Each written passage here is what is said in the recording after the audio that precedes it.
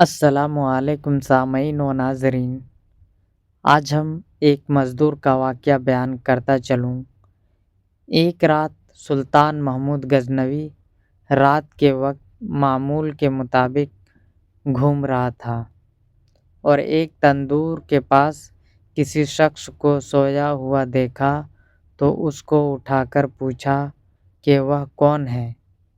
جواب میں اس شخص نے بتایا کہ وہ غریب مزدور ہے، دن بھر مزدوری کرتا ہے اور رات کو اسی تندور کے پاس ہی سو جاتا ہے۔ سلطان نے پوچھا کہ اس سردی میں اس کی رات کیسے گزرتی ہے، تو اس مزدور نے جواب میں جو کہا اس نے سلطان محمود غزنوی کو ہلا کے رکھ دیا تھا۔ مزدور نے کہا، جناب، آدھی رات آپ کے انداز میں گزرتی ہے اور بقیہ آدھی رات آپ سے زیادہ اچھے انداز میں گزارتا ہوں۔ سلطان محمود غزنوی نے بڑی حیرت سے پوچھا کہ وہ کیسے؟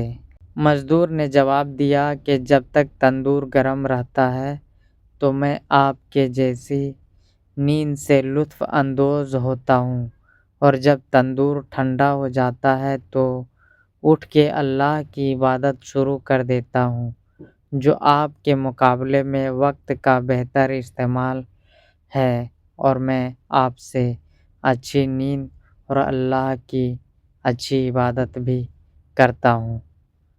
چلیے، خدا حافظ۔